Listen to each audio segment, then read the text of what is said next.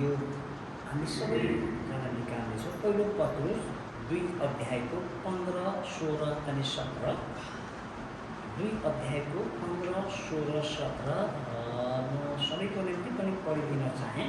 यहाँ यसरी लेखिएको छ, पहिलो पत्रुस 2 अध्यायको 15, 16 अनि 17। किनकि परमेश्वरको इच्छा यही छ कि असल गरेर नै तिमीहरूले मूर्ख मानिसहरूको अज्ञानतालाई च्युत गराउनु पर्छ। स्वतन्त्र मानिसहरू चाहिँ जीवन बिताऊ, स्वतन्त्रतालाई कुकर्म गर्ने बहाना नबनाऊ, तर परमेश्वरका दासहरू चाहिँ भएर चल। सबै मानिसहरूलाई आदर गर, भाइ बन्धुलाई प्रेम गर, परमेश्वरसँग डराऊ, राजाको आदर गर। आमेन। आजको यस वचनको शीर्षक चाहिँ हामी प्रभुको दास भएर काम गर्नु पर्दछ। पत्रुस आफ्नो परिचय सुरुमै दिन्छन् कि उनी प्रभु येशूका प्रेरित पत्रुस हुन् अनि येशू ख्रीष्टको दुःखका साक्षी हुन्। यो पत्र उनले सिलासको सहायताले बेबिलोनबाट ईस्वी सम्वत 64 लेखेका हुन्, जहाँ उनको आत्मिक पुत्र मर्कुस पनि उनीसँगै छन्। रोमको गुप्त नाम चाहिँ बेबिलोन पनि हो। हामीले यो प्रकाशको पुस्तकतिर हामी हेर्न सक्छौँ। पत्रुसको पत्र एकदम असल र गहिरो प्रकारको ग्रिक भाषामा छ। यो अहिले हामीलाई नेपालीमा छ, तर यसको मेन चाहिँ ग्रिक भाषा। हुन त उनी साधारण व्यक्ति थिए। त्यस बेला गालिलमा ग्रिक र आरामाइक भाषा राम्ररी बोलिन्थ्यो। माछाको व्यापारीकै हैसियतले उनले पनि ग्रिक भाषा राम्रोसँग बोल्न सक्थे। यसरी गालिलका मछुवा पत्रुसले नै यो पत्र लेखेका छन्।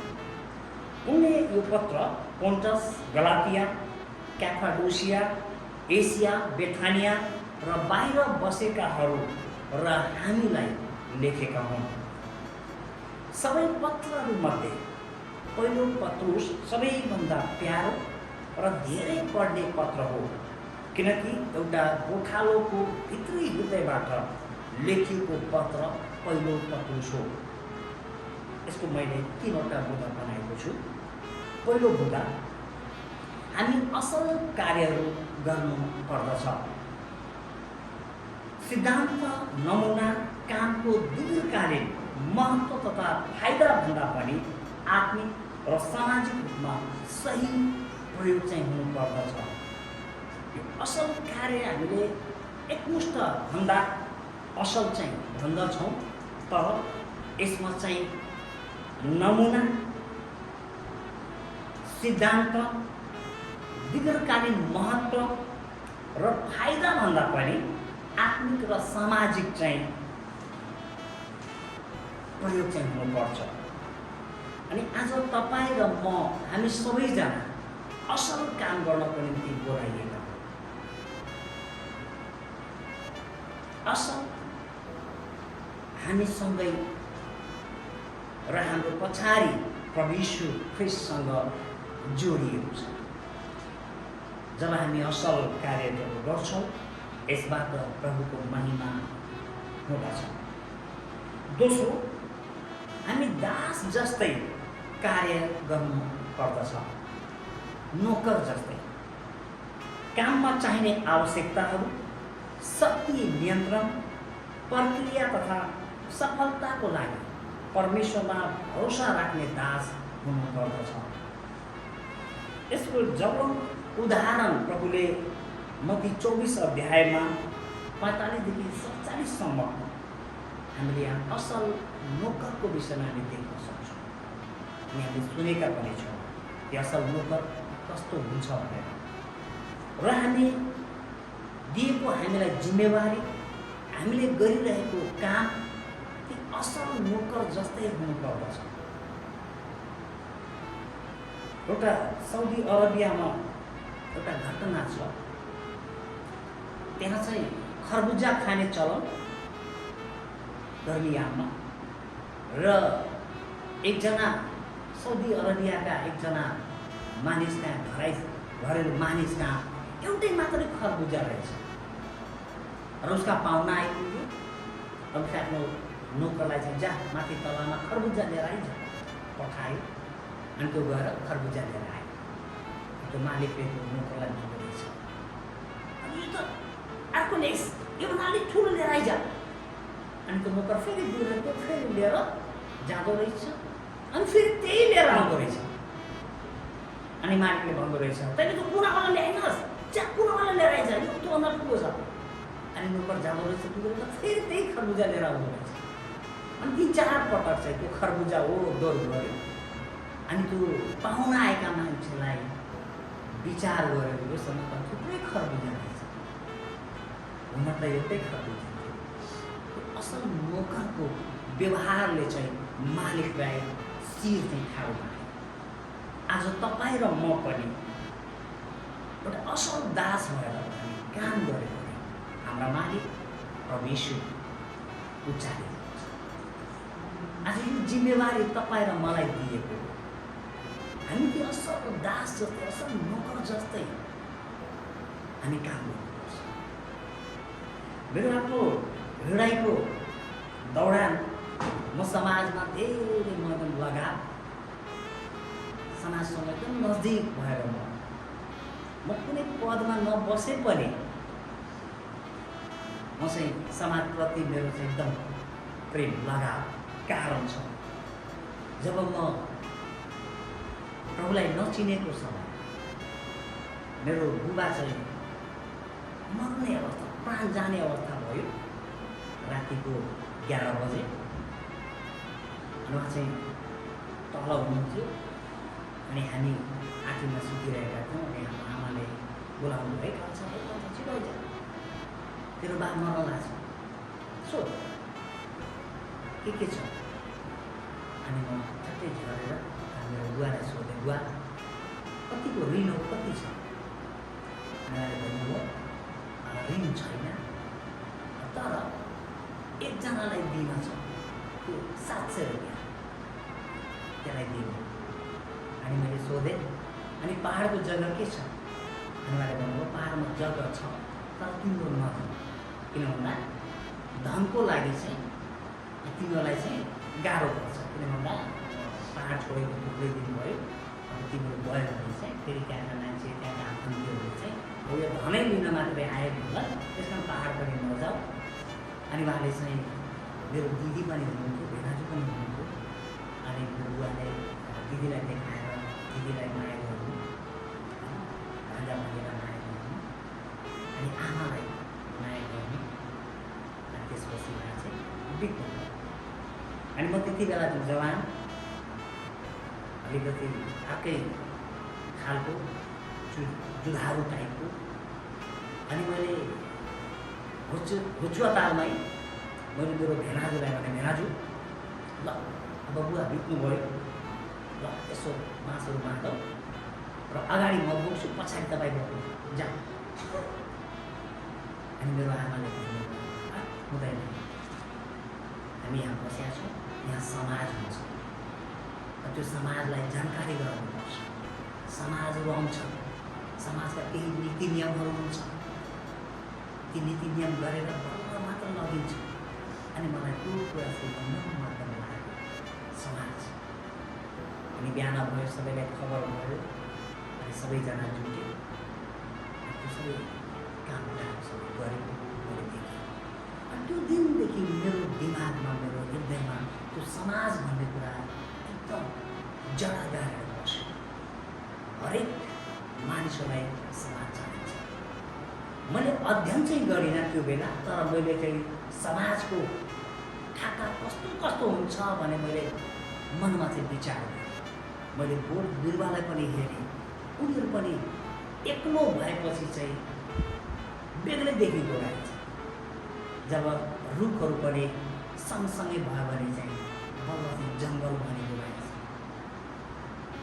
फुलहरू एक्लो भयो भने चाहिँ त्यसलाई त्यति महत्त्व चाहिँ नदिएको रहेछ। तर त्यसलाई सजाएर राख्दाखेरि, लखरे राख्दाखेरि त्यसको महत्त्व चाहिँ बेग्लै हुँदो रहेछ। मैले घरको त्यो माउसुलीलाई हेरेँ, माउसुलीहरूको पनि एउटा समाज हुँदो रहेछ। अनि त्यो समाजमा उनको एउटा नियम हुँदो रहेछ। उनीहरूलाई आपद विपद परेको बेलामा मात्रै उम्कन नसक्ने बेलामा मात्र उसले आफ्नो पुच्छर चाहिँ हटाउनु पर्दो रहेछ। आफ्नो शत्रुको अगाडि अन्तिम बेलामा उसले पुच्छर चाहिँ छोडिदिने गर्छ। यो पुच्छरमा चाहिँ बिक हुन्छ अनि त्यो पुच्छर चाहिँ चल्छ अनि शत्रुले त्यो पुच्छर हेर्छ अनि माउले चाहिँ जोडिन्छ। तर त्यो पुच्छर कटेको कारणले गर्दा त्यो माउसुलीले त्यो समाजमा उनीहरूको समाजमा बस्न पाउँदैन। ऊ बेग्लै बस्नुपर्छ। जब उसको पुच्छर बढ्छ फेरि समाजमा आबद्ध हुन्छ। बाँदरहरूको झुन्डमा पनि त्यही नै छ। कुनै बाँदर बिठङ्ग्रे गरेपछि त्यसलाई समाजबाट बाहिर निकाल्दो रहेछ। जसलाई हामीले एकल बाँदर भन्ने गर्छौँ। त्यो अलि उछिन्कर पारेको हुन्छ। त्यसलाई समाजमा मिसाउँछ। यी थुप्रै कुराहरू हेर्दै जाँदा समाज एकदम हाम्रो निम्ति अपरिहार्य एकदम आवश्यक छ। चाहे समाजले हामीलाई पूर्णताले भरिपूर्ण नपारे तापनि समाजको आवश्यकता छ। तपाईँ हामी उभिनै पर्छ। किनभने परमेश्वरले तपाईँ र मलाई यसैको निम्ति बोलाउनु भएको छ। त्यस कारणले गर्दाखेरि हामी दास जस्तै नोकर जस्तै हामी काम गर्नुपर्छ। हाम्रो साइलो सारा पास्टर प्रेम थापा एउटा बानी छ। चर्चमा सङ्गति हुने बेलामा ऊ भित्र आउँछ। उसलाई प्रार्थनाको अवसर अथवा वचन बोल्ने समय पायो भने ऊ चाहिँ भिडबाट आउँदै त्यो निहुर्दै हात तल पार्दै आउँछ। ऊ उल्टोसम्म आइपुग्छ। उसको बानी उसको राम्रो बानी। तर उनका अगुवाहरू पनि त्यस्तै गर्छ। फेरि मान्छे नभए पनि त्यसरी निहुरेरै आउँछ। अनि त्यो समाज त्यसरी चाहिँ हामी दास मान्छे नभए पनि उसलाई बानी परिसकेको छ। ऊ निहुरेरै आउँछ। मान्छे छैन तर पनि निहुरेरै आउने वातावरण हुन्छ। त्यस कारणले गर्दा यो वचनले भन्छ हामी दासहरू जस्तै काम गर्नुपर्छ। यी दास परमेश्वरले भन्नुभयो जब मालिक राति आउँदा जाँगर राखेको छ। हामी तेस्रो हामी सबैलाई आदर गर्नुपर्छ। यो हामीले यो 17तिर हामीले हेर्न सक्छौँ। हामी सबैलाई आदर गर्नुपर्दछ। परमेश्वरको भयमा आफ्नो सीमाहरूभित्र स्पष्ट भई अरूसँग सुमधुर सम्बन्ध राखी अरूको अधिकार जिम्मेवार र अनुशासित भई सबैलाई आदर गर्नुपर्दछ।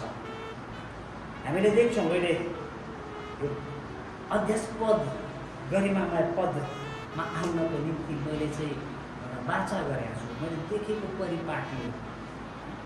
हामी सबै समितिमा सबैजना हुन्छौँ तर सदस्यको हामीले गणना चाहिँ हामीले देखेका छैनौँ। त्यो 81 जब विघटन भएको बेलामा बल्ल त्यो सदस्यलाई हामीले देख्छौँ। अनि यो आदर कता कता छ गुनेको जस्तो मैले महसुस गरेँ। यो वचनले भन्छ मैले पढिदिएँ 17 सबै मानिसहरूलाई आदर गर, भाइ बन्धुलाई प्रेम गर, परमेश्वरसँग डराऊ, राजाको आदर गर। राजा भन्नाले अहिले हाम्रो समाजको राजा चाहिँ अध्यक्ष। हामी यसलाई यसरी बुझ्नुपर्छ। हाम्रो देशको राजा चाहिँ प्रधानमन्त्री राष्ट्रपति, हाम्रो जिल्लाको हाम्रो मुख्यमन्त्री, जिल्लाको अर्को सिडिओ, यी सबै चाहिँ यसलाई हामीले राजाको रूपमा हेर्न सक्छौँ। त्यस कारणले गर्दाखेरि हामी सबैलाई आदर गर्नुपर्छ। अगर हामीले आदर गरेनौँ भने कसले आदर गर्छ भनिन्छ। कुनै सेलिब्रिटीहरू उनका कोही पनि आफ्ना मान्छे हुँदैन तर त्यो हिँड्दै गर्दा चाहिँ त्यहाँ जमिन मान्छे भइसक्छ होइन, हटाउने मान्छे, यता गर्ने मान्छे। त्यस्तै आज तपाईँ र मैले आदर गर्नुपर्छ। कामको उनको वास्तवमा परमेश्वरले दिनुभएको समय बिताउनबाट उम्कन खोज्नु धोका र आत्मघातक र अनुशासनहीनता हो। जब हामीले आदर गर्दैनौँ भने भजन सङ्ग्रहको 131 को 1 देखि 3 मा दाउदले महत्त्वपूर्ण कुरा चाहिँ वर्णन गरेका छन्। आफ्नो जीवनको घतलाग्दो अनुभवहरू बताएका छन्। हामी त मौका, आवश्यकता र परिस्थिति नेतृत्वका गुणहरू आर्जन गरेर विकसित गर्नुपर्छ। हामी हाम्रो भित्र भएका गुणहरूलाई, ती असल गुणहरूलाई चाहिँ हामीले विकास गर्दै लानुपर्छ। त्यसैले मौकावादी, परिणाममुखी, सुख लोभी, सम्मान वा स्याबासी प्रस्त हुनु हुँदैन। परमेश्वरले आफ्नो काममा असल शैली देखाउनु भएको छ र आफ्नो स्वरूपमा सृष्टि गरेर मानिसबाट पनि त्यही कुराको आशा राख्नु भएको छ। त्यसकारणले गर्दाखेरि आजको यो वचनले हामीलाई प्रभुको दास भएर, नोकर भएर हामीले काम गर्नुपर्नेछ। म एउटा कथा भनेर म अन्त गर्न चाहन्छु। एकजना नुन व्यापारीको एउटा विश्वासयोग्य गधा थियो। त्यो व्यापारीले गधालाई नुन बोकाउँथ्यो र बाटोमा लगेर दाहिने र देब्रे लगाइदिन्थ्यो र दाहिने लगाउँदा दाहिनेतिरको जाँदै पसलेलाई त्यो नुन बुझाउँथ्यो। एक दिन त्यो नुनको भारी बोकेर गधा चाहिँ जाँदै थियो। एउटा खोलामा सानो भएको खोलामा त्यो पुग्यो र सानोबाट जाँदाखेरिमा ऊ अचानक चाहिँ त्यो सानोबाट तल खोलामा खस्यो। अनि त्यो गधा बल्ल बल्ल बल्ल बल्ल बल्ल पौडिँदै बाहिर निक्ल्यो। बाहिर निक्लेपछि उसले अनुभव गर्यो, पहिला बोकेको नुन अब अलिकति कम भएरै छ। त्यसपछि त्यो गधा फेरि पानीबाट उठ्यो, फेरि चुप्लुङ गरेर फेरि बाहिर निक्ल्यो। उसलाई अझै कम चाहिँ थाहा भयो। त्यसपछि ऊ चाहिँ पसलेका चाहिँ नुन पुर्यायो। अब त्यो गधा सधैँ त्यो नुन बोक्ने अनि त्यही खोलामा चुप्लुङ डुब्ने अनि जाने। अनि त्यो व्यापारीहरू, त्यो दोकानीहरूले चाहिँ शिकायत गर्न थाले, है भाइ तपाईँको नुन आजभोलि चाहिँ पानी पनि परेको छैन तर नुन भिजेको आउँछ, के भएको यो? अनि व्यापारी चाहिँ त्यो गधा एकदम इमान्दार गधा किन यसो भनेर गधालाई यसो पछ्याउँदै जाँदा त्यो चाहिँ डुबुकी लगाउँदो रहेछ। त्यसपछि त्यो व्यापारीले एक दिन रुईको भारी बोकाइदिएछ। अनि त्यो गधालाई त बानी परेछ। अनि त्यो पानीमा गएर नुहाएछ। बाहिर निकाल्दाखेरि त्यो रुई चाहिँ भिजेर चाहिँ गर्नु उठ्छ र गधा हिँड्नै नसक्छ। यो कथाले तपाईँलाई उत्साह दिन चाहन्छु। हामीलाई दिएको जिम्मेवारी इमान्दारसँग बुझ्नुपर्छ। त्यो गधा जस्तै त्यो डुबुकी लगाउने बानी भयो भने परमेश्वरले अर्कै बाटो बनाउनुहुन्छ। आमेन। धन्यवाद सबैलाई। जय